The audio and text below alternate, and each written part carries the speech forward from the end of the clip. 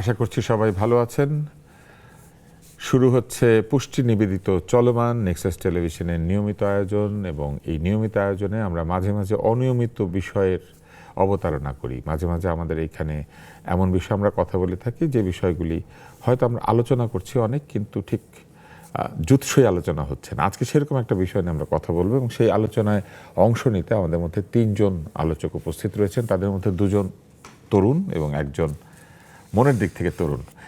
এরকম মানুষকে বলা হয় পক্ককেশ তরুণ। আজকে আমাদের 3 অতিথির মধ্যে প্রথমে যিনি আছেন রেজাউল করিম শাকিল, তিনি কেন্দ্রীয় ছাত্র কল্যাণ সম্পাদক, বাংলাদেশ ইসলামী ছাত্র শিবির। এবং তারপরে আছেন মাসুদ কামাল, সিনিয়র সাংবাদিক বললে উনি হাসতে থাকেন, কিন্তু আমরা তাকে পরিচয় করিয়ে দিলাম। তিনি চমৎকার একটি ইউটিউব সাইট, একাধিক ইউটিউব সাইট আপনার রয়েছে, অনেকে আপনাকে কথা এই নামে অভিহিত করে থাকেন। মাসুদ কামাল আছেন এখানে, এবং তারপর আছেন কাজী জিয়াউদ্দিন বাসিত, তিনি সহসভাপতি জাতীয়তাবাদী ছাত্রদল। আজকে যে বিষয়টি নিয়ে আমরা কথা বলবো সেটি হচ্ছে নাটক এত বেশি কেন প্রিয়। আমরা যখন জুলাই আন্দোলন চলছিল তখন এই বক্তব্যটা সবসময় শুনছিলাম যে নাটক কম করো প্রিয়, যদিও এটা নাকি একটা নাটকেরই ডায়লগ দিয়ে আবার নাটক কম করতে বলা হয়েছিল।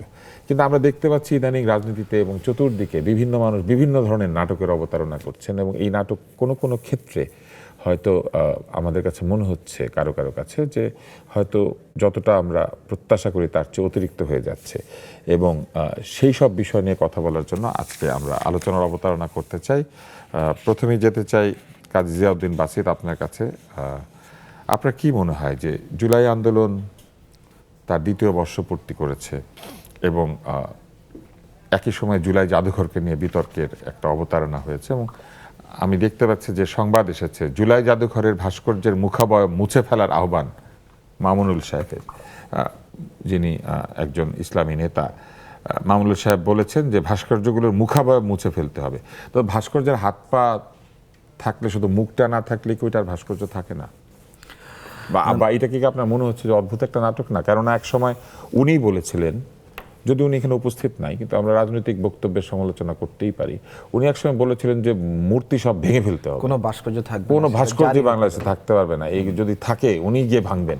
তো উনি এখন নিজে না ভেঙে এটা ভাঙার জন্য আপনাদের দলকে বা সরকারকে অনুরোধ করছেন।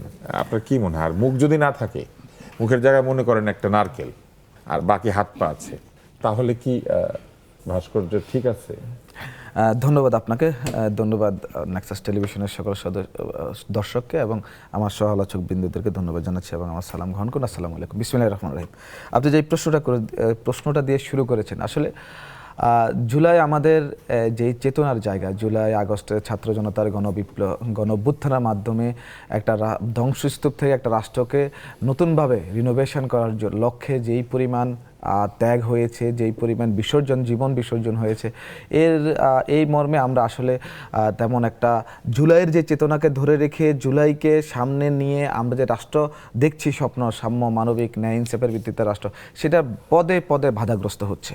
তো সেই বাধাগ্রস্ত অনেকেই আমরা জানি যে পতিত স্বৈরাচার সরকারও সেই ষড়যন্ত্রটা করছে। আবার রাষ্ট্রের মধ্যে যারা দেশের ভালো চাচ্ছে না, দেশের কল্যাণ চাচ্ছে না, তারাও কিন্তু সেই কার্যক্রমগুলো করে যাচ্ছে। তো আপনার প্রশ্ন অনুযায়ী আমি বলবো যে উনি কিন্তু একটা সময় বক্তব্য রেখেছিলেন যে বাংলাদেশে কোনো ভাস্কর্য থাকবে না, এবং উনি নিজে গিয়েই ভেঙে ফেলবেন।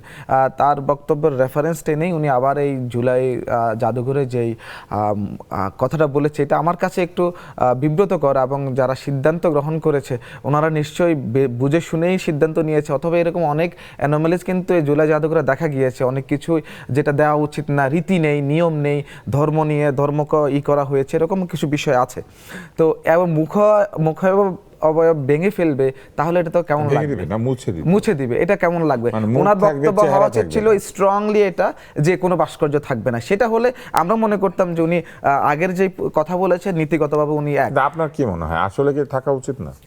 আসলে ভাস্কর্য এই দেশের মানে বিগত সময়ে ফ্যাসিস্ট সরকারের সময় তো রাস্তায় রাস্তায় ভাস্কর্য দিয়ে এত কোটি টাকা ইনভেস্ট করা হয়েছে, যেগুলো পরবর্তীতে রাষ্ট্রের অর্থনীতিতে একটা বাধা সৃষ্টি করেছে এবং বাধাগ্রস্ত হয়েছে। এইরকম না করে একটা দুটো স্মৃতি যদি না থাকে, আমাদের পরবর্তী প্রজন্ম কিভাবে এটাকে দেখবে যে আসলে এই বাংলাদেশে আমরা কি করেছিল জুলাই যোদ্ধারা, বা মুক্তিযুদ্ধের যে কয়েকটা ভাস্কর্য সারা বাংলাদেশে ছিল, সেগুলো দেখে অনেক সময় কিন্তু উৎসাহিত হয়। আমরা যারা প্রথমে ঢাকায় টিএসসির পাশে ঘুরতে গিয়েছিলাম বা বিভিন্ন বিশ্ববিদ্যালয় ক্যাম্পাসে গিয়েছিলাম, যখন মুক্তিযুদ্ধের বিভিন্ন ভাস্কর্য দেখা গিয়েছে, তখন কিন্তু আমাদের একটা চেতনা কাজ করেছে যে মুক্তিযুদ্ধের সময় তাহলে এই কাজগুলো হয়েছে। এই যে আমাদের একটা মেন্টাল মানে ইন্সপিরেশনের যে ব্যাপারটা থাকে ভাস্কর্যগুলো দেখে, সেটা কম হলে ভালো। একজন কিন্তু বিগত সরকার তো একটা ব্যক্তি পূজা করে এত বেশি একজন ব্যক্তির ভাস্কর্য তৈরি করেছিল যে আপনার আমি এখন আমার মনে আছে যে রাঙামাটি আমি গিয়েছিলাম, দেখলাম যে আমি প্রথমে দেখে সেই নাটকেরই তো পুনরাবৃত্তি আমরা দেখতে পাচ্ছি। দেখুন, ভাস্কর্যের বদলে ভাস্কর্যের একটা ধরন আছে। ওইটা ছিল একটা ব্যক্তিকে পুরো বাংলাদেশ এস্টাবলিশ করা, একটা ব্যক্তি। আর এখানে কিন্তু ব্যক্তি না, এখানে কিন্তু বিভিন্ন প্রকারের যোদ্ধা। এদেরকে কিন্তু এদের স্মৃতি যদি আপনি একটুও ধরে না রাখেন, তাহলে তো জুলাইয়ের আগামী প্রজন্ম যে জুলাই নিয়ে আমি কিন্তু মুক্তিযুদ্ধ দেখিনি, 71 দেখিনি, জুলাই দেখেছি। জুলাই আন্দোলনের একটি পক্ষ হচ্ছেন মামুনুল হক সাহেব, উনি আবার এটা বিরোধিতা করছেন। দেখুন, উনি তো ওনার স্বাভাবিক যে বক্তব্য, সেই বক্তব্যটা উনি প্রদান করেছেন এবং ওনার আগের বক্তব্যের সাথে, এবং আমার কথা হচ্ছে যে ওনার বক্তব্য স্ট্রেট হওয়া উচিত ছিল যে থাকবে না, কিন্তু উনি আবার আচ্ছা ধরেন থাকবে না বললে কি আপনারা মেনে নিতেন?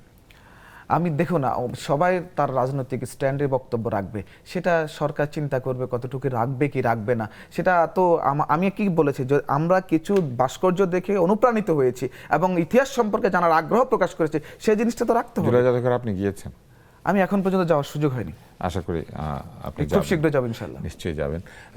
জনাব মাসুদ কামাল, আমরা দেখতে পাচ্ছি যে এরকম বেশ কিছু পরস্পর বিরোধী বক্তব্য এখন আমরা বিভিন্ন মানুষ বলছেন, এবং শুধু বলছেনই না, পরস্পর বিরোধী নানান ধরনের কাণ্ড কারখানা হচ্ছে। যেমন জামাতের নেতৃত্বাধীন 11 দলীয় ঐক্যের রাষ্ট্রপতি প্রার্থী হচ্ছেন অলি আহমেদ। তিনি মুক্তিযুদ্ধের সময় জামাত ইসলামের বিরুদ্ধেই এক ধরনের যুদ্ধ করেছেন, কারণ ওই সময় জামাত ইসলামের যে রাজনৈতিক অবস্থান ছিল এবং পাকিস্তানের পক্ষে তারা ছিলেন, তো ওই সময় তিনি যাদের বিরুদ্ধে ছিলেন তাদের পক্ষ হয়ে তিনি এখন 11 দলীয় ঐক্যের রাষ্ট্রপতি প্রার্থী হচ্ছেন। আপনার কি মনে হয় যে এই যে স্ববিরোধী রাজনীতির একটা বিরাট উত্থান?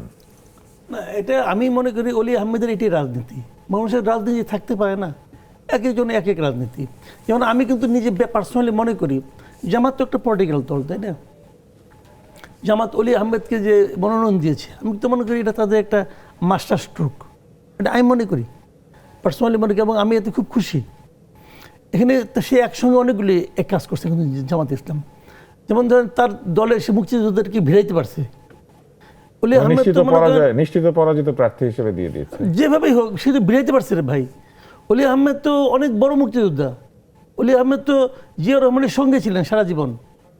অলি আহমেদ তো বিএনপিতে অনেক বড় একটা মানে ছিলেন, উনি তো মন্ত্রী ছিলেন, যোগাযোগ মন্ত্রী ছিলেন। হ্যাঁ, এবং উনি খুব বড় বিএনপি করতেন। সাতকানিয়া, চন্দনাইশ, পটিয়া ওই এলাকাতে 2টি আসনে তিনি একটা সময় এমপি হয়েছিলেন। হ্যাঁ, এমপি হয়েছেন। ওই একটা, তারপরে একটা ওনার বউকে দিয়েছেন, সেটা বউ এমপি হয়েছে।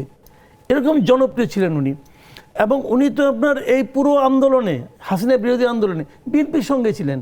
শেষে আসন ভাগাভাগি নিয়ে উনি চলে গেছেন। এখন আপনি বলতে পারেন যে অলি আহমেদের ভীমরতি ধরছে, তারপরেও সে ভীমরতি প্রাপ্ত মুক্তিযোদ্ধা। তাকে তো আপনি মুক্তিযুদ্ধ তো বুঝতে পারবেন না।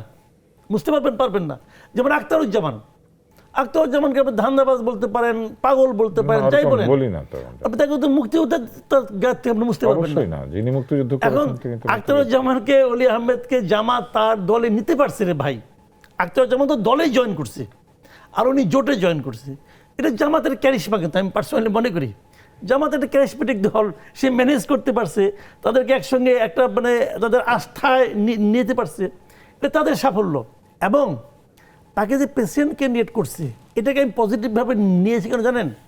এটা পজিটিভভাবে নিয়েছি এই কারণে, ওনাকে প্রেসিডেন্ট ক্যান্ডিডেট করার মাধ্যমে তারা কিন্তু আসলে বিএনপিকে একটু বিপদে ফেলাই দিছে। বিপদটা হলো এখানে, এখন বিএনপি কাকে ক্যান্ডিডেট করবে? বিএনপিকে ক্যান্ডিডেট করতে গেলে এই লেভেলের কাউকে ক্যান্ডিডেট করতে হবে। মাঝখানে আমরা শুনতেছিলাম যে এক সচিবকে নাকি ক্যান্ডিডেট করবে, কি কোন গণি নাকি আগে কোন এক ভদ্রলোককে কী করবে। এই সমস্ত জিনিস এখন বিএনপিকে চিন্তার বাইরে রাখতে হবে। এখন বিএনপির সামনে আমি দেখতেছি যে তার স্থায়ী কমিটি যারা নাকি আপনার খুব প্রবীণ নেতা যারা আছে, এদেরকে ক্যান্ডিডেট করতে হবে। আমি এতে খুব হ্যাপি হব যদি উনি মির্জা ফখরুল ইসলাম আলমগীর অথবা মঈন খান এই ধরনের লোককে তারা প্রেসিডেন্ট ক্যান্ডিডেট করে, আমি খুব খুশি হব। দেখেন এই যে ইলেকশনটা, এই ইলেকশনে জামাত প্রার্থীর ফেল নিশ্চিত, কারণ উনি বড় জোর 90টা ভোট পাবেন। আমি হিসাব করে দেখছি 90-এর উপরে ভোট পাওয়া ওনার কোনো স্কোপ নাই এই জামাত ক্যান্ডিডেটের। হ্যাঁ, নারী যারা আছেন সব মিলিয়ে সদস্য 90 তারা পাবেন, আর তাদের সব যা মিলিয়ে আছেন জোটের যা আছেন, হ্যাঁ সব মিলে 90টা ভোট আমার হিসাব আর কি। তো 90 ভোট দিয়ে তো আপনার 347 তিনটা আসন তখন বাকি আছে। তো 347 তো 90 পেলে কোনো আওয়াজই নাই। কিন্তু এই যে একটা তারা ইলেকশন করতেছে, এটা একটা গণতান্ত্রিক প্রসেসকে তারা চালু রাখতেছে। আমি তো জামাতের পলিটিক্সকে সাপোর্ট করি, বলি আমি মনে করি এটা তারা গুড স্টেপ নিছে। শুনেন, আমাদের এখানে এখন জামাত এবং বিএনপি দুটো পলিটিক্যাল পার্টি আছে, একটা গণতান্ত্রিক প্রক্রিয়া সংসদে চালু আছে। এই প্রক্রিয়া চলতে থাকুক, এটি আমরা চাই দেশে একজন নাগরিক হিসাবে। কে আসতে পারলো কে আসতে পারলো এটা ব্যাপার না, কিন্তু দুইটা পলিটিক্যাল পার্টি তাদের কর্মকাণ্ড, আচার আচরণ, রাজনৈতিকভাবে তারা সিদ্ধান্ত নেবে। এটা আমি মনে করি এটা খুব ভালো হবে। কাজে অলি আহমেদের সমালোচনা তো আমি করতেই পারি, সারাদিনই করতে পারি। আমি ওনার এইটাকে এইখানে যাওয়াটাকে পছন্দ করি না, কিন্তু উনি যদি বলেন যে ভাই এইটাই আমার পলিটিক্স, তো পলিটিক্স ওকে ফাইন, স্বাধীন দেশ, জামাত তো একটা বৈধ রাজনৈতিক দল, অসুবিধাটা কি? আমরা রেজাউল করিম শাকিল আপনার কাছে জানি, আমরা দেখতে পেলাম যে জামাতের আমির তিনি একটা সুন্দর প্রদর্শনী করেছেন তার উদ্যোগে, এবং সেখানে শেখ মুজিবুর রহমানের ছবি রয়েছে, 7ই মার্চের ভাষণের ছবি রয়েছে, তারপর মুক্তিযুদ্ধের ইতিহাস বর্ণিত হয়েছে। আপনারা নিশ্চয়ই সেটা দেখেছেন। তো সেই যে মুক্তিযুদ্ধের ইতিহাস তুলে ধরা কিংবা মুক্তিযোদ্ধাকে ঐক্যের প্রার্থী হিসেবে দেওয়া, জামাতে ইসলাম এবং বা জামাত ইসলামের সমমনা যে দলগুলি আছে তারা কি তাদের রাজনীতি পরিবর্তন ঘটাচ্ছে? জি, আপনাকে ধন্যবাদ। সহ আলোচক বৃন্দ যারা আবার ওই একই যে প্রদর্শনী, সেখানে আবার শহীদ রাষ্ট্রপতি জিয়াউর রহমানের কোনো ঘোষণা বা ওইটার কোনো ডেপিকশন নাই। দর্শক যারা দেখছেন সবাইকে শুভেচ্ছা, আসসালামু আলাইকুম। আমি কথার শুরুতেই গাইবান্ধায় শিবির নেতা শহীদ সাইফুল্লাহ এবং সাইফুল্লাহর বন্ধু সালাউদ্দিন গতকাল শহীদ হয়েছে ইবনে সিনা মেডিকেল আইসিইউতে। যুবদলের হামলায় শহীদ হয়েছেন এই দুজনের বিচার দাবি করে আমি আমার কথা শুরু করছি। আমিরের জামাতের বাসভবনে যেই প্রদর্শনীটি হয়েছে এটি অনলাইনে দেখেছি আমি, আমার সরাসরি যাওয়ার সুযোগ হয়নি, আমি অন্যান্য আমার সাংগঠনিক প্রোগ্রামে দিতে ব্যস্ত ছিলাম। তো এটা নিয়ে পজিটিভ নেগেটিভ বা হচ্ছে নানান ধরনের আলাপ দেখেছি। আপনারা যেভাবে দেখেছেন আমি অনলাইনে দেখেছি, সরাসরি দেখার সুযোগ হয়নি। যদি আমির জামাতের কথা সূত্র ধরে বলি, মানে শেখ মুজিবকে তার যে শাসনকাল 72 থেকে 75 এবং এখানে যে একনায়কতন্ত্র ছিল এই জিনিসটা ফুটিয়ে তোলার চেষ্টা করা হয়েছে ওনার ভাষ্যমতে। পাশাপাশি একই কারণেই শহীদ জিয়াউর রহমানকে রাখা হয়নি, কারণ শহীদ জিয়াকে জামাত ফ্যাসিস্ট মনে করে না বা স্বৈর শাসক মনে করে না। সেই জায়গা থেকে শহীদ জিয়াকে রাখা হয়নি, কিন্তু শেখ মুজিবের এবং তার শুধু যে 7ই মার্চের ভাষণের ছবিটা তা না, 72, 73, 74 এই দিকগুলো সেখানে দেখানো হয়েছে। দ্বিতীয়ত হচ্ছে জামাত ধরেন 72, 73, 74, 75, তাহলে 76 বহুদলীয় গণতন্ত্র প্রতিষ্ঠা, যার হাত ধরে জামাত ইসলাম রাজনীতি শুরু করলো, তার ছবি রাখলো না? না, এটা তো ব্যাখ্যাটা তো এভাবে এসেছে যে এখানে মানে ফ্যাসিবাদের ধারাবাহিকতাটা দেখানো হয়েছে মূলত। তো ওই লিস্টে তো জিয়াউর রহমান আসলে স্থান পান না। সেকেন্ড হলো আপনি যেটা বলছেন যে জামাত বা জামাতের সাথে যারা আছে তারা কি রাজনীতি পরিবর্তন করেছে কিনা, এটা তো আসলে নতুন প্রশ্ন না। এই প্রজন্ম আমরা যারা আছি আমরা তো 71কে ধারণ করি এবং আমিরের জামাত 71কে ধারণ করেন। এটা হলো রিয়েলিটি, এটা হলো ট্রু, নতুন বাস্তবতায় এটা বাংলাদেশের মানুষও মেনে নিয়েছে, সবাই মেনে নিয়েছে। সেই জায়গা থেকে জামাত 71কে ধারণ করা এবং 71কে সেলিব্রেট করা এটা কন্ট্রাডিক্টরি না। এইটা বরং জামাত সহ বাংলাদেশের একটা গণতান্ত্রিক অভিযাত্রার জন্য, ফ্যাসিবাদ পতনের পর নতুন বাংলাদেশ বিনির্মাণের জন্য এইটাকে ওয়েলকাম করাটাই উচিত বলে আমি মনে করি। কিন্তু যদি সেটাই ধারণ করবেন তাহলে কিন্তু আমরা দেখেছি জামাতে ইসলামের অন্যতম নেতা, প্রধান নেতা, তার পুত্র জাতীয় সঙ্গীত পরিবর্তন করতে একটা দাবি জানিয়েছিলেন। তারপরে আমরা এরকমও দেখেছি যে আপনাদের ঐক্যের মধ্যে আছে এরকম দলের কোনো সদস্য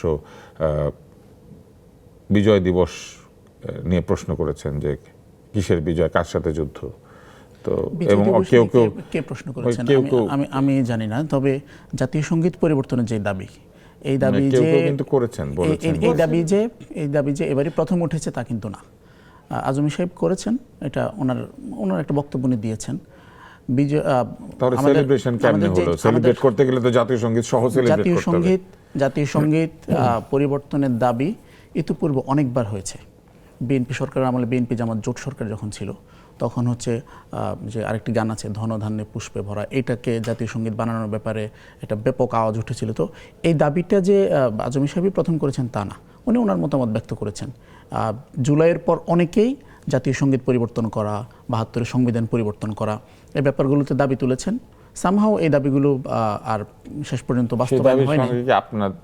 আপনাদের যে ছাত্র সংগঠন অথবা আমরা অফিসিয়ালি জামাত ইসলাম যে সেলিব্রেশন ৭১কে সেলিব্রেট করার কথা বলে, সেই সেলিব্রেশনে কি পরিবর্তনের দাবি সহ সেলিব্রেশন নাকি ছাড়া সেলিব্রেশন? না, ৭১কে সেলিব্রেট করা মুক্তিযুদ্ধ কি বলে জাতীয় সঙ্গীত পরিবর্তন করা না করার সাথে সাংঘর্ষিক না। জাতীয় সঙ্গীত যদি পরিবর্তন হয়ও, যদি নতুন কোনো জাতীয় সঙ্গীত হয়, সেটাকে আমরা তখন গাইবো সবাই মিলে, প্রবলেম নাই। তো আমরা তো এখন যে বিদ্যমান জাতীয় সঙ্গীত আছে এটি গাই বিভিন্ন প্রোগ্রামে। সো যদি জাতীয় সঙ্গীত পরিবর্তন হয় তাহলে এটাকে আমরা ওয়েলকাম করবো, এটা কোনো সমস্যা না। যদি পরিবর্তনের দাবির সাথে কি আপনারা একমত নাকি দ্বিমত? আমরা এখন পর্যন্ত এটার ব্যাপারে আমার মনে হয় না যে দলীয় কোনো স্ট্যান্ড আমরা নিয়েছি, কিন্তু নানান সময় এটা নিয়ে আলাপ হচ্ছে, আমরা আলাপগুলো দেখছি। বিভিন্ন সময় বিক্ষিপ্তভাবে হয়তো অনেকে কথা বলছেন। দলীয়ভাবে আমাদের যে আমার সোনার বাংলার বিপক্ষে বা পক্ষে এরকম কোনো জোরালো স্ট্যান্ড বা কোনো বিরোধিতা সেভাবে এখন পর্যন্ত নাই। এই পর্যায়ে এসে পুষ্টি নিবেদিত চলমান একটা ছোট্ট বিরতি নিচ্ছি। আমরা বোঝার চেষ্টা করছি আসলে যে আমরা রাজনৈতিকভাবে যেসব দাবি দাওয়া করি বা যেসব বক্তব্য দেই বা একসময় যেটা বলি, পরে আবার সেটাকে ডিজোন করি, অনেক সময় যা বলেছিলাম সেটা ভুলে যাই অথবা ইচ্ছাকৃতভাবে আমরা মনে না রাখার চেষ্টা করি কিনা। এই সব কিছু মিলে আজকের যে বিষয় সেটা ছিল যে নাটক আসলে কোথায় কীভাবে হচ্ছে, এবং এই প্রশ্নের জবাব খোঁজার জন্য আমরা বিরতির পরে ফিরে আসবো।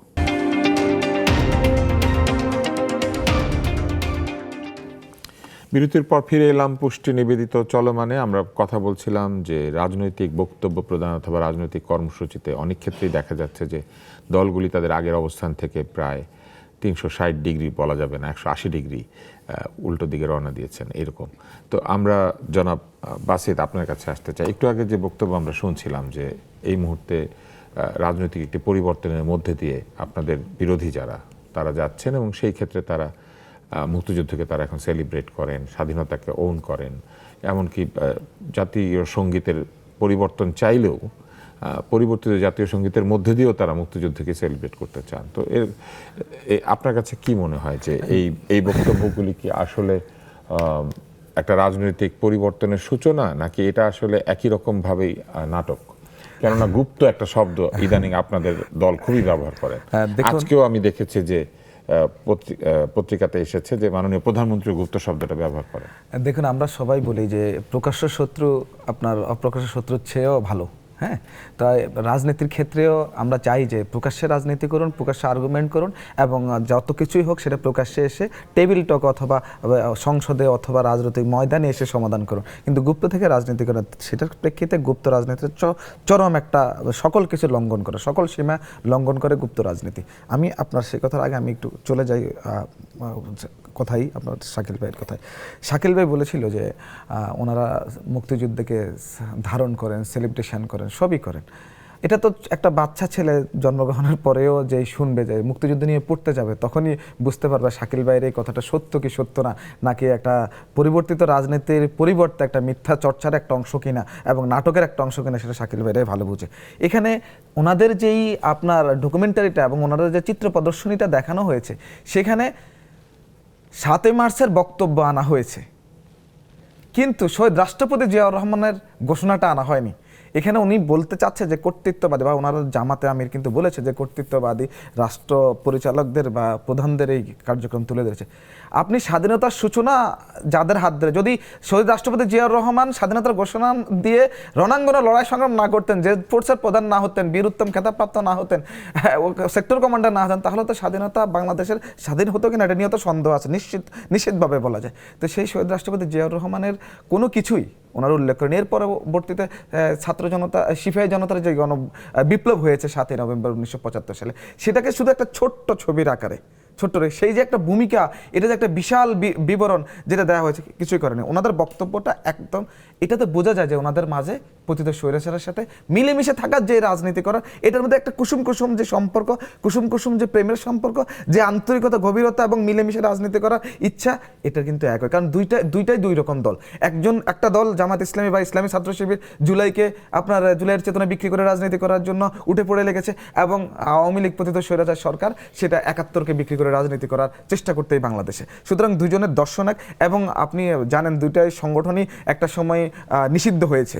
বর্তমানে একটা সংগঠন নিষিদ্ধ আছে, আর ওনার একটা সময় নিষিদ্ধ ছিল, সেটা আমি যাচ্ছি না, এটা পলিটিক্যাল স্ট্যান্ড হতে পারে। উনি জাতীয় সঙ্গীতের কথা বলেছে। জাতীয় সঙ্গীতকে ওনারা যদি ধারণ করে থাকেন, জাতীয় সঙ্গীত শাহবাগে, আপনাকে মনে আছে ইন্টারিম গভর্নমেন্টের সময় শাহবাগে কিছু লোকজন জাতীয় সঙ্গীত গাওয়ানোর পরে শিবির হামলা করেছিল? নিশ্চয়ই আপনার আমাদের সেখানে ছাত্র শিবিরের সাবেক সভাপতি ডক্টর মাসুদ উপস্থিত ছিলেন, এবং আমরা এটাকে অনেক তিরস্কার দিয়েছি। এটা অনেক তিরস্কার করা হয়েছে, আপনার কাছ থেকে আমরা উত্তর নিব।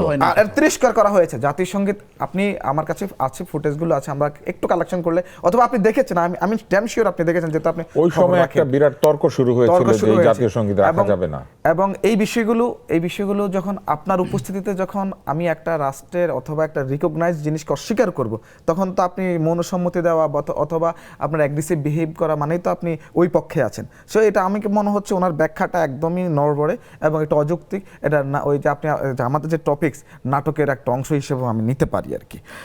আমি আরেকটা জিনিস উনি বলেছে, ওনাদের একটা দেখবেন আপনি, ওনারা কিভাবে সূত্র টেনে নিয়ে আসে। ওনাদের একবার শিবিরের একটা প্রোগ্রামে জুলাইয়ের চিত্র প্রদর্শনীতে লেখা আছে বখতিয়ার থেকে জুলাই। ওকে, বখতিয়ার উদ্দিন মোহাম্মদ বিন বখতিয়ার খলজি, উনি ঠিক আছে মুসলিম বিশ্বের প্রথম 1204 সালে আপনার 17 জন অশ্বারোহী নিয়ে এসে দেশকে মুসলিম বিশ্বে প্রতিষ্ঠা করেছেন, ওটা আমরা মেনে নিয়েছি। আমরা ওই ইতিহাস যাচ্ছি না, আমরা এটা স্টাডি করেছি, আমরা বই পড়েছি, ইতিহাস জেনেছি, ইতিহাস থেকে আমরা ধরছি। সেখানে সেই ছবিতে ওনারা পাকিস্তানের মোহাম্মদ আলী জিন্নাকে বড় করে দেখিয়েছেন। তার মানে কি? তার মানে হচ্ছে ওনারা কিন্তু যে পেয়ারটা, ওনাদের এই সম্পর্কটা, এই দেশকে যে ভালো না বাসার যে প্রবণতাটা কেন আনতে হবে? মোহাম্মদ আলী জিন্নার ছবি কি মিডলে সবার চেয়ে বড় হয়? যে মোহাম্মদ আলী জিন্নায়ের কার্যক্রমের কারণে আমাদের এই বাংলাদেশের কত মানুষ, নিরীহ মানুষ দেশ ছেড়েছে, কত নিরীহ মানুষ, যার কারণে সেই মানুষটাকে তারা একদম মিডলে এনে ফোকাস করে দিয়েছে। কেন এত সূত্র টানতে হবে কেন? দেশকে ভালোবাসুন। ৭১ এনে তো আপনারা একটা চিত্র প্রদর্শনী করেছেন, সেখানে স্টেটমেন্ট দিয়েছেন কর্তৃত্ববাদী শাসক, কিন্তু যে স্বাধীনতার ঘোষণা দিয়েছে শেখ মুজিবকে সেখানে পজিটিভভাবে ওনারা উপস্থাপন করেছেন। ওনারা এমন না যে নেগেটিভভাবে উপস্থাপন করেছে, পজিটিভভাবে। কারণ যে শহীদ রাষ্ট্রপতি জিয়াউর রহমানের উই রিবোল্ড অথবা I declare the major Zia Rahman, এর যে ইন্ডিপেন্ডেন্স অফ বাংলাদেশ, এগুলো দিতে পারতো না? এই কোটেশনটা দিতে পারতো। ওনারা সেটা না করে পরবর্তী যখন এটা একটা দোঁয়াশা সৃষ্টি করেছে রাজনৈতিক জীবনে, রাজনৈতিক মনে, এবং আগামী প্রজন্মের জন্য আরও বেশি। শেখ হাসিনা কি পরিমাণ বিতর্কিত করে গেছে ৭১, ওনারা জুলাইকে আর ৭১কে আবারও বিতর্কিত করার চেষ্টা করছে। আমরা ওনার কাছে আসি, আপনি নিশ্চয়ই এটার একটা উত্তর দিতে চাইবেন। আচ্ছা, শাহবাগের যে ঘটনাটা, ওখানে তো আসলে শুধু শিবির ছিল না। শাহবাগে শিবির, চরমনাই, মামুনুল হকের দল, কওমিদের বিরাট অংশ, প্রচুর কওমি স্টুডেন্ট ছিল। তো ঘটনা যেটা, ওই সময় আমিও ছিলাম সেখানে, ওই সময় আজান হচ্ছিল এবং জাতীয় সঙ্গীত হচ্ছিল। তখন কেউ জাতীয় সঙ্গীতটা থামিয়ে দিয়েছে। ও শিবিরের কিনা আমি জানি না আসলে, এটা নিয়ে অনেক বিতর্ক তখন হয়েছে। আমরা তখনও এটা কয়েকবার করে ক্লিয়ার করেছি যে জাতীয় সঙ্গীতের বিরুদ্ধে আমাদের কোনো ধরনের বিদ্বেষ নাই, বিরোধ নাই। এরপরও বারংবার এই কথাগুলো বলাটা আসলে খুবই প্রবলেমেটিক। আর শেখ মুজিবকে আমিরে জামাতের বাসভবনে পজিটিভলি দেখানো হয়নি, বরং শেখ মুজিবের যে ঐতিহাসিক ভাষণের যে ছবিটা দেখানো হয়েছে, ওই ছবিটা নিয়েও অনেক সমালোচনা আমাদের দলের মধ্য থেকে হয়েছে। যে আমি তাকে নেগেটিভলি তার স্বৈরশাসনটা দেখাচ্ছি, সেখানে তার এরকম হিরোইক ছবি দেখানোটা এটা ওই প্রোগ্রামের সাথে যায় না, এটা আমাদের মধ্য থেকে সমালোচনা হয়েছে। সো উনি যে অভিযোগ করছেন, অভিযোগটা আসলে সত্যি না। সত্যি যে না, এটা কীভাবে বুঝবেন? জুলাইয়ের পর থেকে পর্যন্ত শিবির ঢাকায় অন্তত 7টা-8টা বড় ধরনের জুলাই প্রদর্শনী করেছে, এক্সিবিশন করেছে। টিএসসিতে করেছি, বটতলায় করেছি, জাদুঘরেই করেছি 2টা, আরও করেছে সোহরাওয়ার্দী উদ্যানে করেছি আমরা। প্রত্যেকটা জুলাই প্রদর্শনীতে ছাত্রদলের শহীদ ওয়াসিম, আবার শিবিরের শহীদ শান্ত, দুইজনকে সমান মর্যাদা দিয়ে আমরা উপস্থাপন করেছি। আমরা কোথাও ওয়াসিমকে বাদ দিয়ে শুধু শিবিরের শহীদ বা ছাত্রদলের শহীদ বলে ওকে বাদ দেওয়া এই কাজটা আমরা করি নাই। বরং আমরা আমাদের সকল প্রদর্শনী, এমনকি আমাদের বিক্ষোভ মিছিল, আমাদের র্যালিতে পর্যন্ত আমরা ওয়াসিমের ছবি আমরা ইউজ করেছি। আপনি আমার ফেসবুকে যান, আপনি দেখতে পাবেন খুব সম্ভবত এই বছরের 6 ফেব্রুয়ারি শিবিরের প্রতিষ্ঠাবার্ষিকী ছিল, আমি চাঁদপুরে ছিলাম, তখন সেই প্রোগ্রামেও ওয়াসিমের ছবি আমরা ইউজ করেছিলাম যে জুলাইয়ের শহীদ হিসাবে। তো এই ধরনের কিছু ব্যাপার আমরা নিয়মিত আমাদের দিক থেকে স্বীকৃতিটা ছিল, কিন্তু ছাত্রদলের কোনো প্রোগ্রামে আজ পর্যন্ত শান্ত বা শিবিরের শহীদ, সাংস্কৃতিক জগতের একমাত্র শহীদ, উচ্চারণ শিল্পী গোষ্ঠীর সেক্রেটারি ছিল শহীদ তাহিরের ছবি বা তাদের নাম আসলে কেউ কি নেয়? ইভেন স্লোগানে পর্যন্ত শান্ত বা অন্য কারো নাম কখনোই নেয় না, তাদের স্লোগানে শুধু ওয়াসিম থাকে। এই যে পার্শিয়াল চিন্তাভাবনা করা, শুধু নিজেদের শহীদকেই সেলিব্রেট করা, আর ও শিবির করতে বলে ওর কোনো ধরনের সেলিব্রেশন নাই এবং ওয়ান কাইন্ড অফ তাকে মাইনাস করে দেওয়া, এই জিনিসটা জুলাইয়ের পর হওয়াটা কাঙ্ক্ষিত ছিল না। লাস্ট হচ্ছে গুপ্ত নিয়ে অনেক কথা আসলে গত 2 বছর ধরে হচ্ছে। আমাদের জন্য দুর্ভাগ্য হচ্ছে প্রাইম মিনিস্টার কি নিজেই কাজটা করেন নাকি তাকে কেউ কুবুদ্ধিটা দেয় যে এরকম মানে হ্যাংলা কাজকর্ম করার, যেটা মানে সাধারণ গুপ্ত বলা কি হ্যাংলামি? অবশ্যই, যেটা ধরেন ছাত্রদলের কর্মীরা, রুট লেভেলের কর্মীরা বলছে, এটাও যদি প্রাইম মিনিস্টার বলতে থাকে, আপনি প্রতিটি পদের কিন্তু প্রতিটি পদের সম্মান আছে। হ্যাঁ, আমি রাষ্ট্রীয় পদের আপনি সম্মান আপনাকে উইথড্র করা উচিত আপনার।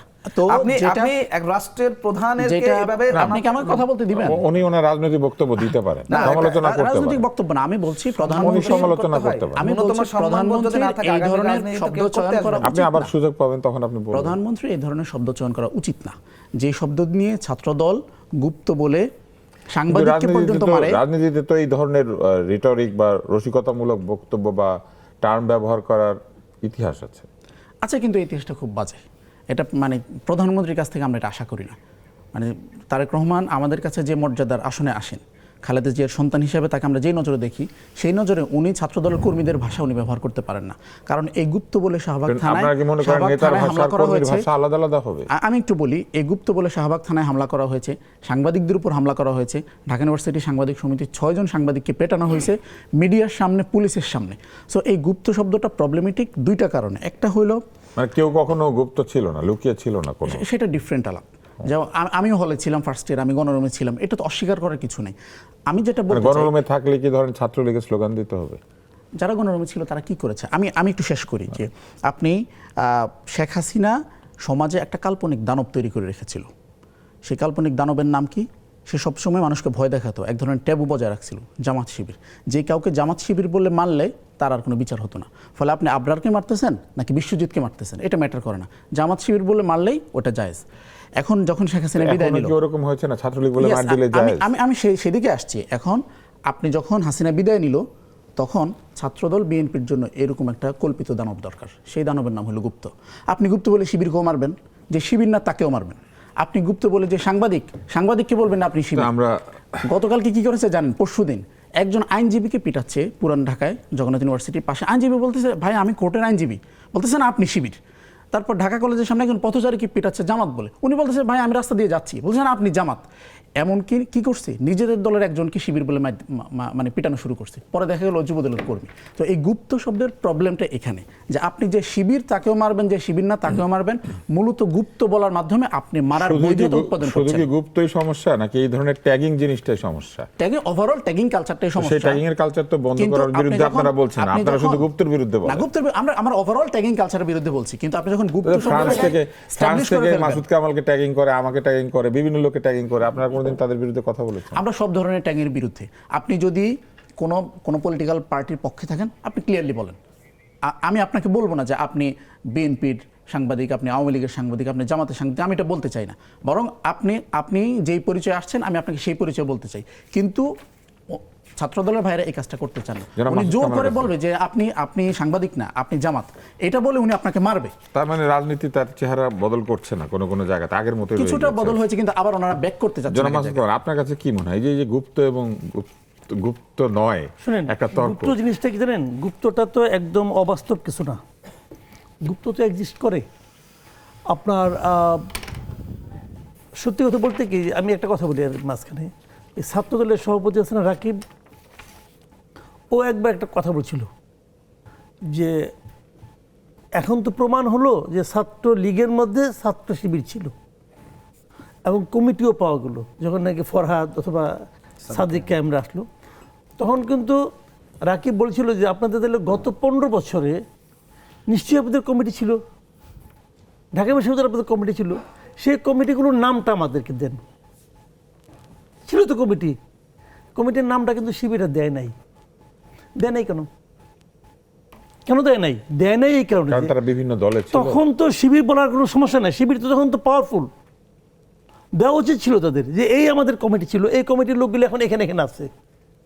দেয় না এই কারণে ওই লোকগুলো তখনও গুপ্ত ছিল এবং এই গুপ্ত লোকগুলি বিভিন্ন দলের মধ্যে মিশে গেছে, গুপ্ত অবস্থায় আছে এবং বিএনপির মধ্যে আছে, আওয়ামী লীগের মধ্যে আছে। তারা স্ট্র্যাটেজিক কারণেই ছিল, আমার কোনো কোনো আপত্তি নাই, এটা তাদের স্ট্র্যাটেজি থাকতেই পারে, কিন্তু তারা তার নামগুলো দেয় নাই এবং না দেওয়াটা প্রমাণ করে যে তারা এখনো ওভাবেই থাকতে চায়। তারা নিজেদের প্রকৃত পরিচয়টাকে ঢেকে অন্য পরিচয়ে থাকতে চায় এবং এই যে মানসিকতাটা, এই মানসিকতার কারণে গুপ্ত জিনিসটা এখনো রয়ে গেছে এবং তারেক রহমান সাহেব এই মানসিকতার কারণেই এই কথাগুলি বলেন এবং তারেক রহমান সাহেব এটাও ধারণা করেন বলে আমার ধারণা যে ওনার দলের মধ্যে অনেকে আছে যারা নাকি অস্বাভাবিক তো না থাকতে তো পারে, হ্যাঁ থাকতে পারে, কারণ এটা তো প্র্যাকটিসের ব্যাপার। যারা এখন স্টুডেন্ট আছে, গুপ্তরা সবসময় সরকারি দলে লুকায় না, এখন হয়তো ওখানেও আছে, এখানেও সব জায়গায় আছে, কোথায় আছে আমি তো জানি না, ওর তো নামটা তো প্রকাশ করে নাই, প্রকাশ করা কারণ ক্ষমতার মধ্যে লুকালে তো সুবিধা আছে, অথবা ওখানে যারা হয়তো তাদের স্ট্র্যাটেজিক কারণে আছে।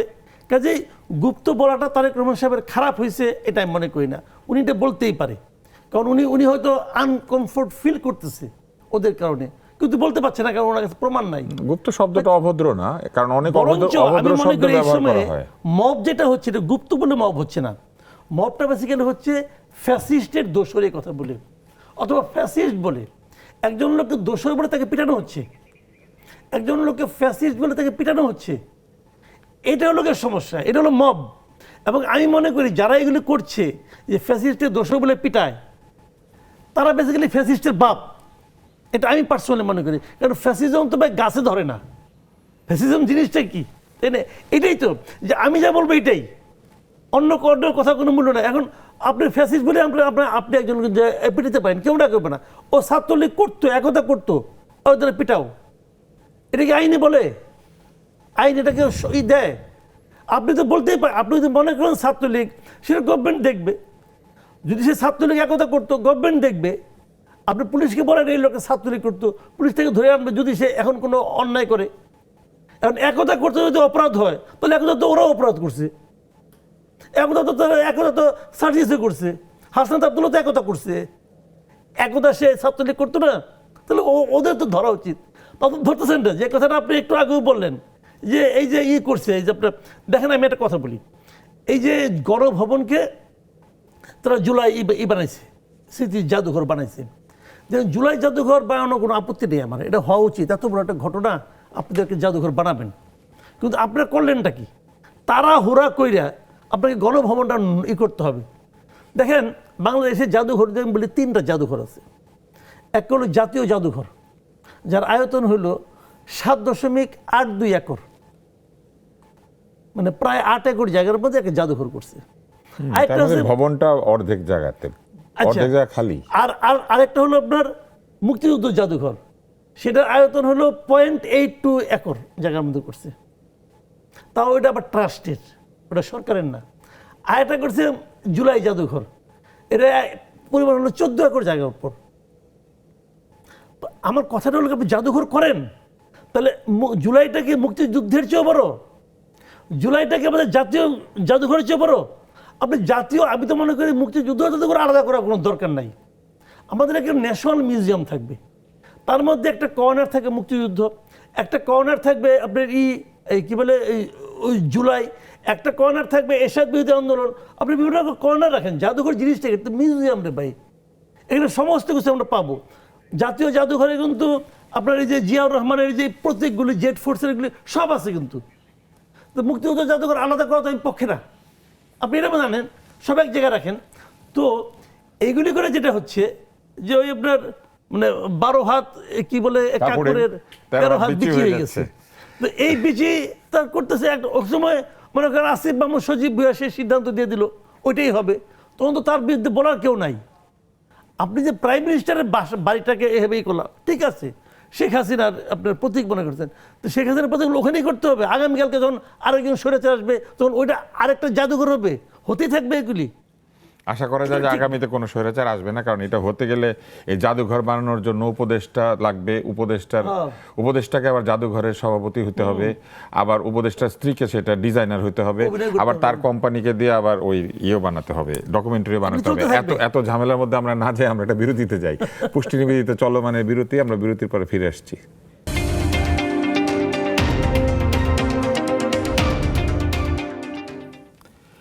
বিরতি শেষ হলেও পুষ্টি নিবেদিত চলমানে আমরা আবার ফেরত এসে প্রথমে প্রশ্ন করছি বাসিত আপনাকে। আপনি একটু আগে একটা প্রতিবাদ জানাতে চেয়েছিলেন কোন একটি বক্তব্যের প্রেক্ষিতে, পাশাপাশি আপনাকে এই প্রশ্নটা করতে চাই যে জামাত ইসলামের আমির বলেছেন জাতিকে বিভক্ত করে লুটপাট চালালে আন্দোলন জোরালো হবে। লুটপাট হচ্ছে কিনা, হলে কোথায় হচ্ছে, আর জাতিকে বিভক্ত আসলে কে করছে, কারা করছে? জাতি তো বিভক্তি আগে ছিল নাকি নতুনভাবে বিভক্তি তৈরি হচ্ছে? ধন্যবাদ আপনাকে। আমি ছোট করে ওনার আনসারগুলো আর প্রতিবাদ যেটা বলেছেন, আপনাকে মনে রাখতে হবে এই একটা খারাপ ল্যাঙ্গুয়েজ ইউজ তো আর করেনি। তুমি যেভাবে তিরস্কার করে হাই প্রতিপন্ন করে একটা রাষ্ট্রপ্রধানের সাথে কথা বলছেন, এই জায়গাগুলো থেকে ওনাদেরকে বেরিয়ে আসতে হবে। ওনাদের শব্দ চয়নে সংযত হতে হবে।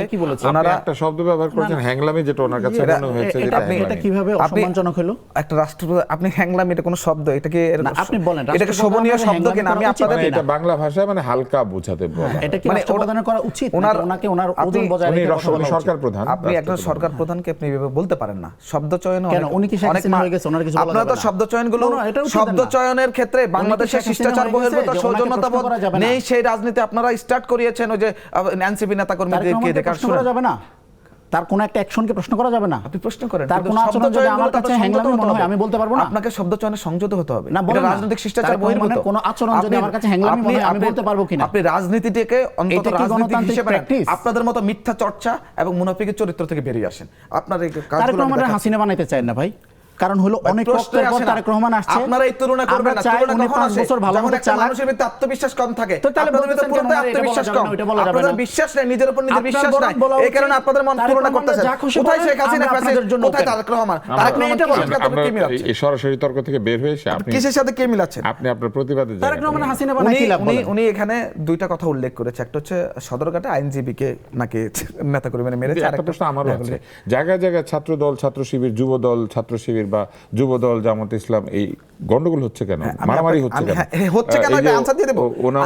উনি আজকে শুরুতেই দুইজন শহীদের হত্যার বিচার চেয়েছেন। আনসার দিয়ে দিচ্ছি, হচ্ছে কেন হচ্ছে, হঠাৎ করে কেন হচ্ছে। আপনি যখন দেখবেন একদম সিরিয়াল অনুযায়ী, একদম আপনার ক্রোনোলজিক্যালি যখন দেখতেছেন যে জামাতের এমপি আর দলীয় সংঘাতে মৃত্যু হলেই কি সবাই শহীদ হয়? হ্যাঁ, আমি আপনার আনসারটা দিয়ে তারপর সেটা যাচ্ছে, সেটা তার একটা বিষয়। এই যে একদম সিরিয়াল বাই জামাতের নেতাদের, শিবিরের নেতাদের যখন আপনার দর্শন এবং নারী নিয়ে আপত্তিকর অবস্থা এবং হোটেলে যাওয়া, একটা নির্বাচনের সময় বললো জান্নাতের টিকিট দিবে, ধর্ম নিয়ে রাজনীতি করে, ধর্ম নিয়ে একদম মানুষের ইমোশনে আঘাত করে যে রাজনীতি করার জন্য যতটুকু মিথ্যা দরকার ছিল, মানুষের আবেগ নিয়ে খেলা করে ততটুকু করে তারপরে এই যে একটা ধারাবাহিক প্রক্রিয়ায় তাদের এই নিউজগুলো আসতেছে। আরেকটা কথা বলে, জামাতের এই নিউজগুলো আরও আসবে, কারণ জামাত তো কখনো বাংলাদেশের রাজনীতির দ্বিতীয় পক্ষ ছিল না, যেহেতু এবার দ্বিতীয় পক্ষ হয়েছে সেটা আরো বেশি উত্থান হবে। এবং জামাতের চরিত্র, এরা যে আসল ধর্ম না, মওদুদি ধর্ম, আসল ইসলাম না, মওদুদি ইসলাম, সেটারও প্রমাণ তারা কয়েকদিনের মধ্যে করবে।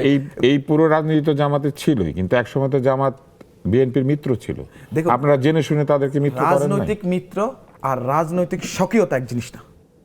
আমাদের রাজনৈতিক স্বকীয়তা আছে, আমাদের আলাদা we have a different entity, তাদেরও আলাদা স্বকীয়তা আছে। তাদের স্বকীয়তা, তাদের আলাদা এন্টিটিকে আপনি, তারা কিভাবে বায়াসড, তারা কিভাবে রাজনীতি করে, সেটা তো আমরা তাদের আদর্শ চেঞ্জ করতে পারবো না।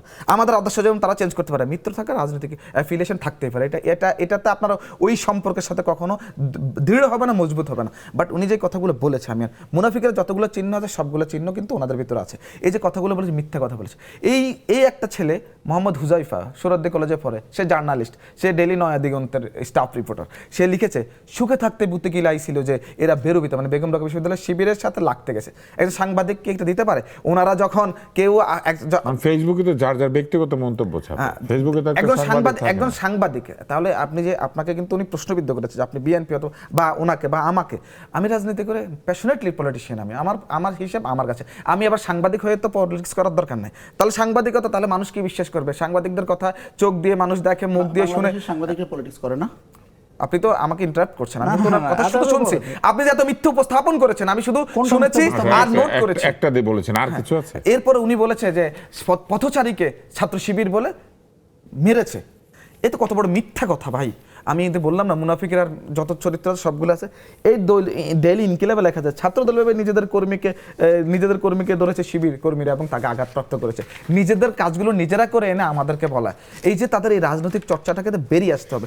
এবং আপনি দেখেন তা ওয়াদা দিয়ে ওয়াদা রাখে না। ওই যে ইসলামী ঐক্য জোট করবে, চর মোনাইকে নিয়ে আপনার নির্বাচনের আগে তারা 11-12 দলীয় জোট করবে বলে নিয়ে আসছে। আসার পরে পরবর্তী কোনো একটা রাষ্ট্র তাদের সাথে মনে হয় যোগাযোগ হয়েছে, চর মোনাকে ফেলে দিতে বলেছে, চরমনাকে ফেলে দিয়েছে। এই যে ওয়াদা ভঙ্গ করেছে, একটা মিথ্যা চর্চা করে, ওয়াদা ভঙ্গ করে। এরপর আসেন এই যে কথাগুলো আপনি বলেছেন, জিসান, আপনি মনে আছে ছাত্র শিবিরের একটা বাংলাদেশের বর্তমান সরকারকে প্রশ্নবিদ্ধ করার জন্য গুমের অভিনয় করেছিল ছাত্র শিবিরের জিসান। সেই জিসান প্রথমে সহ আন্তর্জাতিক কি বিষয়ক সম্পাদক হিসেবে তাদের একটা প্রেস রিলিজ দিয়েছে, কিন্তু ওদের ওই সময় কমিটি প্রকাশিত হওয়ার সময় জিসানের নাম কোথাও ছিল না, গুপ্ত কারা থাকে।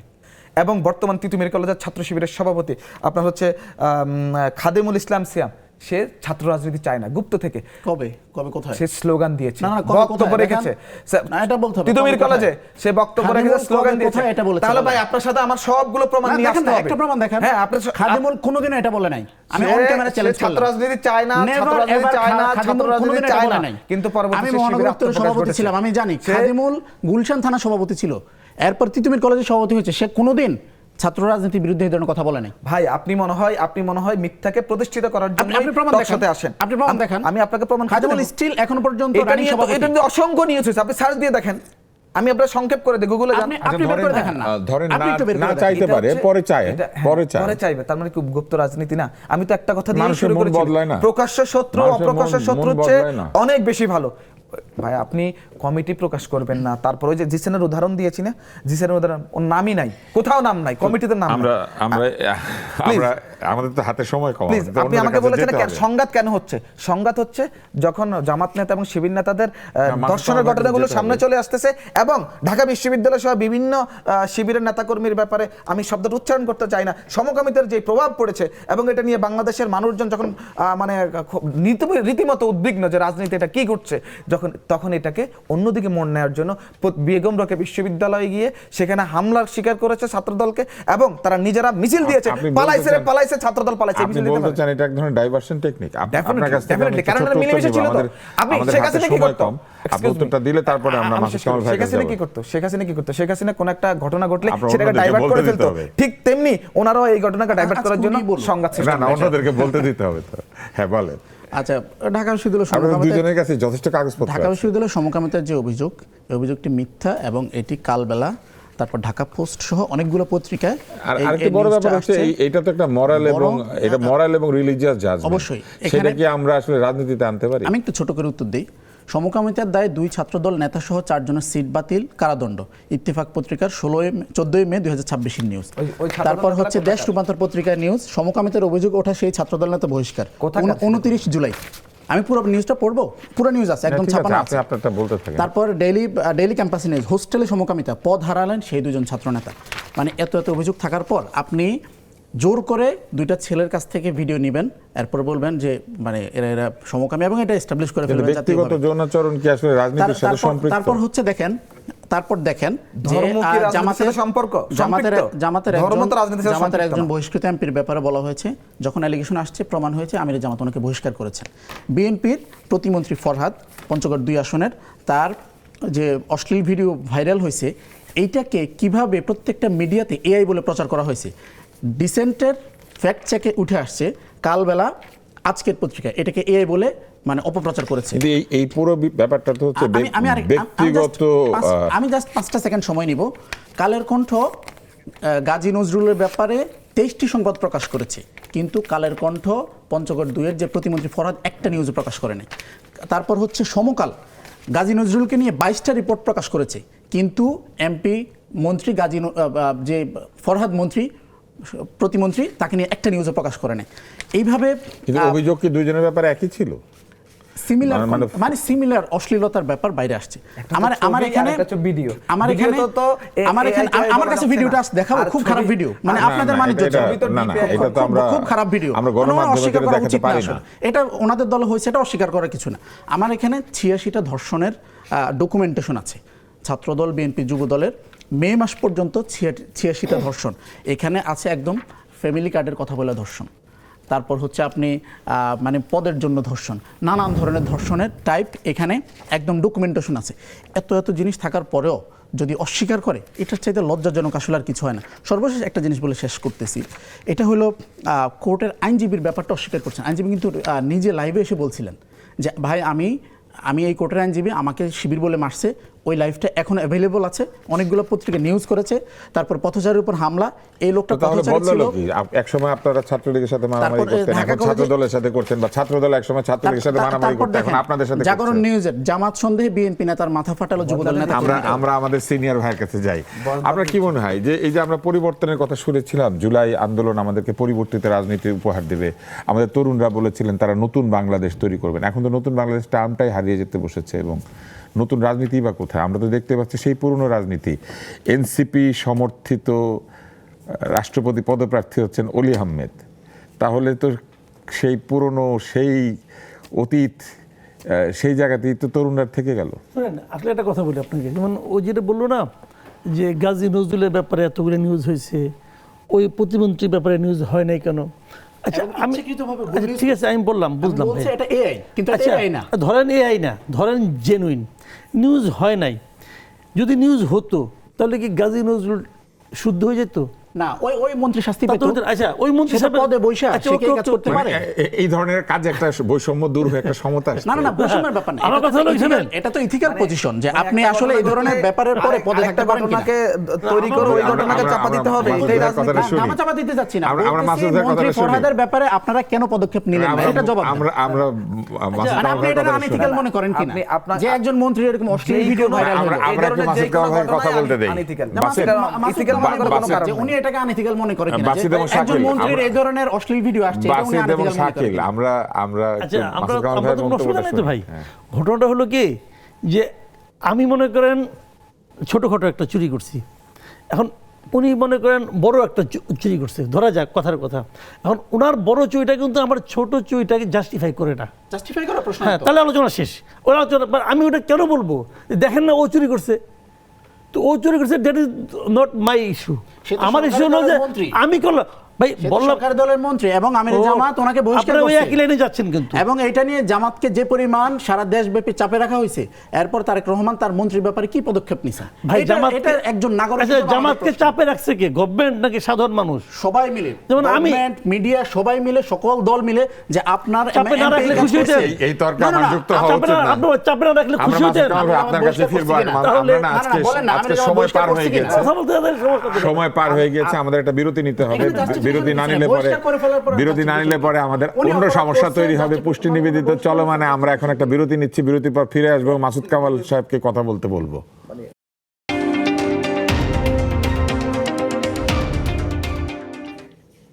পুষ্টি নিবেদিত চলমানে ফেরত এলাম আমরা মাসুদ কামাল ভাইয়ের কথা শোনার চেষ্টা করছিলাম, কিন্তু আমরা কথা শোনার কোনো সুযোগই পাচ্ছিলাম না। আমরা যে জায়গাতে ছিলাম, আপনি আমাকে একটা বা আমাদের দর্শকদেরকে একটা বিশ্লেষণ বলবেন যে আসলে আমরা কেন এইসব বিষয় নিয়ে ব্যস্ত হয়ে থাকলাম। শুনেন একটা কথা বলেন, কোথায় গেল সেই প্রতিশ্রুতি, বৈষম্যহীন সমাজ, কোটামুক্ত বিশ্ব? ধরেন এই ছাত্রদল, এই শিবির, এই বিএনপি, এই জামাত, এরাই কিন্তু কাঁধে কাঁধ মিলিয়ে হাসিনার বিরুদ্ধে আন্দোলন করছে 24-এ, এবং এরা একসঙ্গে না থাকলে আন্দোলন সফল হইতো না। ওই সামনের নাহিদটায় যেই থাক, পেছনে কিন্তু এরাই ছিল। তো এরা থাকার কারণে সারা দেশ ঐক্যবদ্ধ হয়েছে।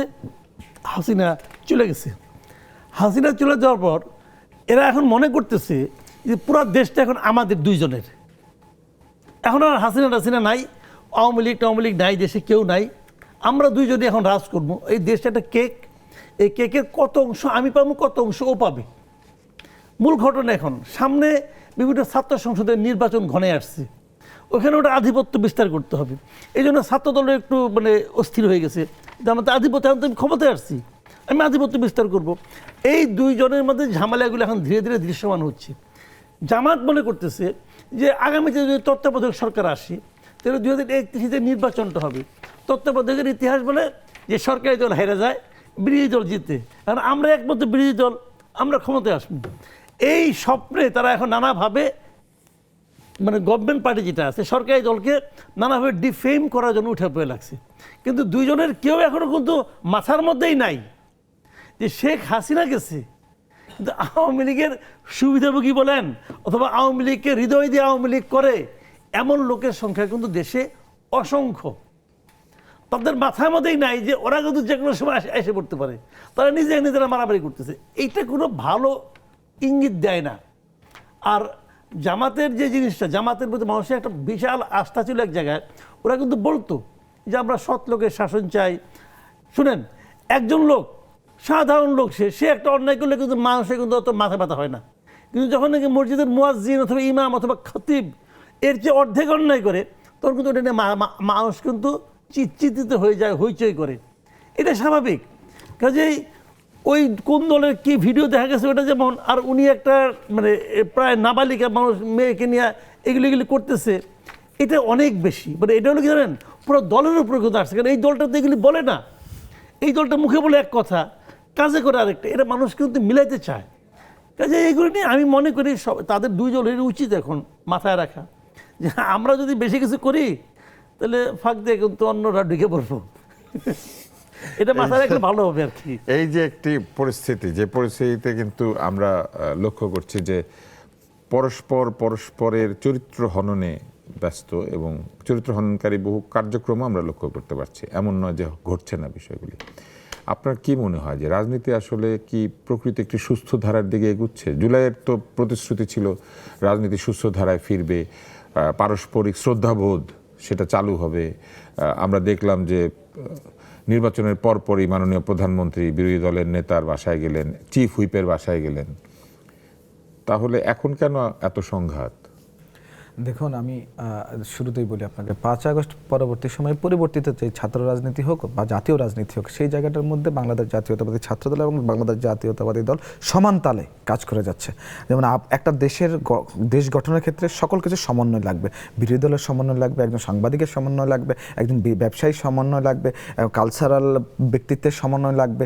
এভাবে প্রতিটি সেক্টরে যেই ইনফ্লুয়েন্সিয়াল পারসন বা রিসোর্সগুলো আছে সেই জিনিসগুলো সকলের সমন্বয় গঠনের জন্য ঘটছে। আমরা সমন্বয় গঠনের জন্য আপনি দেখেন আগের মতোই দলীয় লোকজন নিয়োগ হচ্ছে। দেখুন, আমি সেই কথা, আপনার দলীয় লোক নিয়োগের ব্যাপারটাও আপনি বলছি, সেই সমন্বয় গঠনের জন্য কিন্তু রাষ্ট্রপ্রধান হওয়ার পর উনি সেই কাজগুলো করেছেন এবং এখনও করে যাচ্ছেন। নিয়োগের যে প্রশ্নটা করেছেন, একটা ধ্বংসস্তূপ এবং 17 বছরের সকল অব্যবস্থাপনা, আপনি সব জায়গায় যেখানে হাত দিবেন সেখানেই ভঙ্গুর অবস্থা।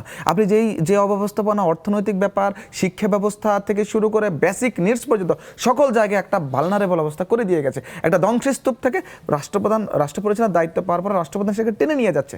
সেই জায়গায় আপনি তো চাইলেই আপনার বিশ্বের যোগ্য না এবং আপনার মানে এই যে এখন বর্তমান সময়ে যত ম্যাক্সিমাম এখন পর্যন্ত আপনাদের বিভিন্ন সময় বিভিন্ন জায়গায় অনেক আমলার উপরে ডিপেন্ড করতে হয় এবং তারা বিভিন্ন খাতে সরকারকে বিতর্কিত করার চেষ্টা করে, এখনো কিন্তু এটা চলমান আছে। পত্রিকা আসছে যে এমন আমলাদের নিয়োগ হচ্ছে যারা কিনা খুবই ঘনিষ্ঠভাবে আওয়ামী লীগের সঙ্গে জড়িত ছিল। আপনাকে একটা 17 বছরের যে অব্যবস্থাপনা, 17 বছরের যে ফ্যাসিজম কায়েম করেছে, এটা থেকে আপনাকে বের হতে হলে সময় লাগবে, এতে কোনো সন্দেহ নাই। আমরা চাইলে যেই কোনো কিছু যে খুব শীঘ্রই করে ফেলতে পারবো না। আপনি একজন যাদেরকে নিয়োগ দেওয়া হচ্ছে তারা ডেফিনেটলি কোয়ালিফাইড, তাদের একাডেমিক কোয়ালিফিকেশন আছে এবং তাদের অফকোর্স এবং তাদের এক্সট্রা ডিগ্রি আছে এবং স্ব জায়গায় সে যোগ্য এবং সরকার মনে করেছে সরকারের যেই দূরদর্শী চিন্তা আগামী সুন্দর সমৃদ্ধ বাংলাদেশ বিনির্মাণে, সাম্য মানবিক ন্যায় ইনসাফের ভিত্তিতে বাংলাদেশ বিনির্মাণে সরকারের যেই পরিকল্পনা, সেই পরিকল্পনার অংশীদার হতে পারবে কারা? Those who are the most credible, তাদেরকে কিন্তু গভর্নমেন্ট দায়িত্বপ্রাপ্ত করছে বিভিন্ন ডিপার্টমেন্টে। সেই জায়গায় অবশ্যই সরকার এটাই চিন্তা করবে যে কাদেরকে দিলে এই ডিপার্টমেন্ট এনরিচড হবে। যে কোটা নয় মেধা, এটা ছিল স্লোগান ছিল বৈষম্য মুক্ত বাংলাদেশ। এমনও স্লোগান আমরা দিতে দেখেছি ডাকসুর ভিভিকেও, যে নাহিদ ইসলামকেও দেখেছি আমরা যে তারা স্লোগান দিচ্ছেন বঙ্গবন্ধুর বাংলায় বৈষম্যের ঠাঁই নাই। তো এরকম স্লোগান দিয়ে যখন একটা আন্দোলন সফল হলো, তারপর দেখা গেল যে প্রথমে স্লোগান যার নামে দেওয়া হয়েছিল তার মূর্তি ভাঙা হলো, সেটা ঠিক আছে, ভাঙলেন, কিন্তু এরপরে কি শেখ মুজিবকে আরো আগেই বাদ দেওয়া হয়েছে না? কিন্তু আমরা তো 18তে শেখ মুজিবের বাংলা বলা হয়েছিল বঙ্গবন্ধুর বাংলা, 24-এ মুজিবের নাম খুব একটা উচ্চারিত হয়নি। বৈষম্যের ঠাঁই নাই এটা বলে নাই, মোস্ট প্রবাবলি মানে নাহিদ তো কাজী বলেছেন, বাসেদ ভাইও একমত হবেন। নাহিদ তো 24-এ বঙ্গবন্ধুর নাম সেভাবে উচ্চারিত হয়নি। নাহিদ বলেছেন, সার্জিস বলেছেন। 16 জুলাই পর্যন্ত সার্জিসের বক্তব্য এটা ছিল, হাসনাতের বক্তব্য এটা ছিল, ইভেন জগন্নাথ বিশ্ববিদ্যালয়ের রিয়াজুলের স্লোগান এটা ছিল, বঙ্গবন্ধুর অনেক আছে। 16 জুলাই পর্যন্ত এরকম হলো, ঠিক আছে, যখন রাজাকার বলে মার্চ শুরু করলো 16 জুলাই পর্যন্ত। আচ্ছা ঠিক আছে, তো বুঝলাম। তো একটা কিছু তো ছিল, আপনারা তো বৈষম্য দূর করবেন বলেছিলেন, তারপরে আপনারা বলেছিলেন যে কোটা পদ্ধতি এই জায়গাতে মেধা দিয়ে প্রতিস্থাপিত হবে। আপনার কি মনে হয় যে এই মুহূর্তে বা এমনকি অন্তর্বর্তী সরকারের সময়ও মেধাকে মূল্যায়ন করা হয়েছে? কোটা সত্যি দূর করে দেওয়ার কোনো চেষ্টা চলেছে বা কোটাকে নিয়ন্ত্রণ করার চেষ্টা হয়েছে, নাকি নতুন কোটা আমদানি করা হয়েছে? আর যদি তাই হয়ে থাকে তাহলে সেই প্রতিশ্রুতির কি হলো? যে স্লোগানটা দেওয়া হয়েছিল নাটক কম করো প্রিয়, তারপরে এত নাটক কেন তাহলে হচ্ছে? দেখেন 24-এর যে আকাঙ্ক্ষাটা মূলত ছিল যে একটা বৈষম্যহীন একটা নিরাপদ বাংলাদেশ, নিরাপদ ক্যাম্পাস। আপনি যখন আমার প্রোগ্রামে এসে হামলা করবেন, হামলা করার পর ধরেন একজন সাংবাদিক নিউজ করে দিবে সংঘর্ষ, তো এটা তো সংঘর্ষ না। ছাত্রলীগের সাথে কি আমাদের সংঘর্ষ হয়েছে? ছাত্রলীগ তো হামলা করছে আমাদের উপরে 16 জুলাই। আপনি এইটার মাধ্যমে মূলত, আপনি বলতে আমি ওভারঅল সবাইকে বোঝাচ্ছি, আপনাকে না, মানে এটার মাধ্যমে হামলাকারী এবং ভিকটিম দুইজনকে সমান অপরাধী হিসাবে আপনি দেখানোর চেষ্টা করছেন। 24-এর পর কোনটা হওয়ার কথা? যে আমার দলে ধরেন, আমি বলছি যে আমার দল সৎলোকের শাসন, আমার দলে যদি অসৎ লোক পাওয়া যায়, আমার কাজ কি? তাকে এখান থেকে সরাই দেওয়া, শাস্তিমূলক ব্যবস্থা নেওয়া। আপনি দেখবেন আমি এটা নিচ্ছি কিনা, হ্যাঁ আমি নিচ্ছি, কিন্তু অন্যান্য দল কি নিচ্ছে? 24-এর পর যদি পুরনো কালচারটাই থাকে তাহলে আপনি কিভাবে একটা মানে পজিটিভ ডেমোক্রেসির দিকে আপনি যাবেন? আপনি যদি দেখেন যে রিসেন্ট টাইমে সেই কালচার ঠিক করার দায়িত্ব কার ছিল? আমি একটু বলি, এটা সবারই ছিল, কিন্তু সবাই করছে কিনা এটি প্রশ্ন। রিসেন্ট টাইমে সিমিলার ঘটনায় কোন দল কি অ্যাকশন নিয়েছে আমরা একটু দেখি। যে প্রতিমন্ত্রী ফরহাদের ব্যাপারে একই রকম অশালীন ভিডিও, বিএনপি কোনো পদক্ষেপ নেয়নি। সিলেটের এমপি নাসারের ব্যাপারে কোনো পদক্ষেপ নেয়নি। এমপি গাজী নজরুল জামাত পদক্ষেপ নিয়ে বহিষ্কার করেছে। এনসিপি শওকত হোসেনের সিমিলার ভিডিও, অশ্লীল ভিডিও, এনসিপি তাকে বহিষ্কার করেছে। ইসলামী আন্দোলন বাংলাদেশ, শাহাদাত জামিল তাদের একজন নেতা, তার এরকম অশালীন ভিডিও আসছে, তাকে তারা বহিষ্কার করেছে। তাহলে আপনি দেখবেন মোটামুটি সকল দলই তার দলের মধ্যে এই ধরনের অনৈতিকতা বা অন্যায়কে তারা প্রশ্রয় দিচ্ছে না, তারা মোটামুটি এক ধরনের শাস্তিমূলক বা প্রতিরোধমূলক ব্যবস্থার দিকে যাচ্ছে। এখন আপনি যদি বিএনপিকে এইটার মধ্যে না আনতে পারেন সংশোধন প্রক্রিয়ার মধ্যে, তাহলে তো আসলে এটা হবে কিভাবে? যখন ছাত্রদল হসপিটালে হামলা করবে, আপনার মানে তারেক রহমানের তো উচিত ওই হামলাকারী কারা এটা খুঁজে বের করে তাদেরকে শাস্তির আওতায় আনা। জুলাইয়ের প্রতিশ্রুতির সাথে যদি এই কর্মকাণ্ড এবং বহিষ্কারের সম্পর্ক কি? জুলাইয়ের প্রতিশ্রুতি ছিল চাঁদাবাজ মুক্ত বাংলাদেশ হবে না, সেটা এখন তারেক রহমানের তো উচিত। জুলাইয়ের প্রতিশ্রুতি ছিল সন্ত্রাস মুক্ত বাংলাদেশ হবে। যেন ঢাকা আলিয়া যে হামলা করতে না পারে, এটা তারেক রহমান তাকে অ্যাকাউন্টেবল করবে যে তুমি কেন ঢাকা আলিয়া গেছো। কিন্তু বরং নয়নের ওখানে হামলা করাটাকে সেলিব্রেট করা হচ্ছে, আমরা দেখেছি নানান জায়গা থেকে এটা সেলিব্রেট করা হচ্ছে। এই ধরেন এরকম হামলার পর জাস্টিফিকেশন তৈরি করা, আরও বেশি জাস্টিফিকেশন তৈরি করা, তারপর হলো এটাকে সেলিব্রেট করা, এইটার মাধ্যমে সবাই মিলে আমরা চেষ্টা করছি, কিন্তু আমরা একদম শেষ প্রান্তে চলে এসেছি। বাসিদ, আপনাকে আমরা 30 সেকেন্ড বলতে বলবো, 30 সেকেন্ডের বেশি গেলেই আমি আপনাকে আপনার কথা থেকে অন্য কথা চলে যাব। ওনারা সৎ লোকের শাসন করবে, আপনি কত জায়গায় দেখবেন। দেবহাটা গৃহবধূর ঘর থেকে জামাত কর্মী আটক, স্টার স্ত্রী থাকার পর নারীর ঘর থেকে জামাতের সমর্থক আটক। এগুলো কিন্তু জাতীয় পত্রিকা, আমি কিন্তু নর্মাল বলছি না, বাংলাদেশ টাইমস, বার্তা বাজার, তারপরে আসেন আরটিভি, ডিবিসি নিউজ। বলেন যে শেখ হাসিনা শাসনকে নিয়ে যে আপনারা এত সমালোচনা করতেন, তো এই পরিবেশ তো তার চাইতে ভালো কিছু। দেখুন, আপনাকে একটা হচ্ছে নৈতিক অবক্ষয়ের ব্যাপার এবং নৈতিক নৈতিক অবক্ষয়ের উন্নতি তো যারা মিথ্যা রাজনৈতিক চর্চা করে বেড়াচ্ছে তাদের সবার আগে সচেতন হতে হবে। তারা তাদের সব সময় তারা বলে তাদের একজন নেতা হতে হলে, আরে ভাই কয়জন বহিষ্কার করছেন? অভাব নাই, অভাব নাই, অনেকে বহিষ্কার করেছে, অভাব নাই, অভাব নাই। আরে ভাই তাহলে আপনি মানুষের তাহলে ধর্মের ইমোশনটাকে নিয়ে নৈতিকতার ইমোশন নিয়ে রাজনীতি কেন করবেন? আমরা এই পর্যায়ে অনুষ্ঠান শেষ করতে 30 সেকেন্ড সময় ছিল, আর সময় নেই। অনৈতিক কাজে লিপ্ত থাকবে, আবার নৈতিকতার দোহাই দিয়ে রাজনীতি করবে। শেষ লাইনটা আমরা মাসুদ কামাল আপনার কাছে শুনতে চাই। শেষ লাইন, নৈতিকতার দোহাই দিয়ে রাজনীতি করবে, শেষ এটা কেমন লাইনটা আমরা রাজনীতি জনাব হবে মাসুদ কামাল বাংলাদেশে? আপনার কাছে শুনতে চাই। বয়োজ্যেষ্ঠ ব্যক্তি হিসেবে আপনার আমাদের তো তরুণদের কাছে একটা প্রত্যাশা ছিল, আপনার কাছে আমি জানতে চাই সেই প্রত্যাশার কতটুকু আসলে পূর্ণ হয়েছে? খুব একটা পূর্ণ হয় নাই ভাই, খুব একটা পূর্ণ হয় নাই, সব আগের ধারাতেই চলছে, খালি চেহারাগুলি চেঞ্জ হয়েছে। সরকারি দল আগে যারা ছিল তারা নাই, তারা আউট হয়ে গেছে, এখন নতুন একটা সরকারি দল পাইছি আর একটা বিরোধী দল পাইছি। একটা পার্থক্য আছে যে বিএনপি তো জামাতকে সহ্য করতেছে, আওয়ামী লীগ কাউকে সহ্যই করতো না, ওই পার্থক্যটুকু আছে, অতটুকু হয়তো পরিমিতি বোধ। কিন্তু আওয়ামী লীগের এই সহ্য না করার প্রবণতাটা শুরু হয়েছিল কিন্তু 10-12 বছর পরের থেকে। 10-12 বছর পরে কী হবে জানি না, আমরা 10-12 বছর পরে কি হবে আমরা কেউই জানি না। তবে 2 বছরের মাথায় এসে আমরা যে অবস্থা দেখতে পাচ্ছি, আমাদের কাছে এটা প্রত্যাশিত ছিল না। আমরা সবসময় আশা করেছি যে তরুণরা আমাদের যে প্রতিশ্রুতি দিয়েছিলেন একটা বৈষম্যহীন বাংলাদেশ তৈরি করার লক্ষ্যে, একটা রাষ্ট্র প্রতিষ্ঠার লক্ষ্যে আন্দোলন সংগ্রাম এবং কর্মসূচি পরিচালনার, সেই জায়গা থেকে তরুণরা অনেকখানি সরে এসেছেন বলে অনেকেই মনে করছেন। এবং অনেকেই মনে করছেন যে ক্ষমতা প্রীতি, ক্ষমতাকে ব্যবহার করার যে আগ্রহ অথবা ক্ষমতার মধ্যে থেকে সুবিধা নেওয়ার যে চেষ্টা, সেই সব জায়গাতে পুরনো সিস্টেমের মতোই এই নতুন সিস্টেমও একই দিকে চলে যাচ্ছে এবং তরুণরা এর মধ্যে একটা বিরাট অংশ এই ক্ষমতাপ্রীতির দিকে তারা মনোযোগী হয়ে উঠেছেন। আমরা তারপরও বিশ্বাস করতে চাই যে ভবিষ্যৎ আমাদের জন্য ভালো কিছু রাখবে। তবে আজকে এই আলোচনার মধ্যে থেকে আমরা কি বুঝলাম এবং কি বুঝলাম না, কোনটা নাটক এবং কোনটা নাটক না, এই দ্বন্দ্ব কিংবা এই প্রশ্নের মধ্যে থেকে অনুষ্ঠানটা শেষ করতে হচ্ছে। পুষ্টিনিবেদিত চলমান, আশা করছি আগামীকালও দেখবেন। আমরা প্রশ্নের উত্তর খোঁজার চেষ্টা করছি, সব প্রশ্নের উত্তর খুঁজে পাওয়া যায় না, কিন্তু কিছু কিছু প্রশ্নের উত্তর খুঁজতে গিয়ে এমন হয় যে নতুন প্রশ্নের অবতারণা হয়। দেখা যাক কালকে কোন নতুন প্রশ্ন নিয়ে পুষ্টিনিবেদিত চলমান আপনাদের সামনে আসে। আজকের মতো বিদায়।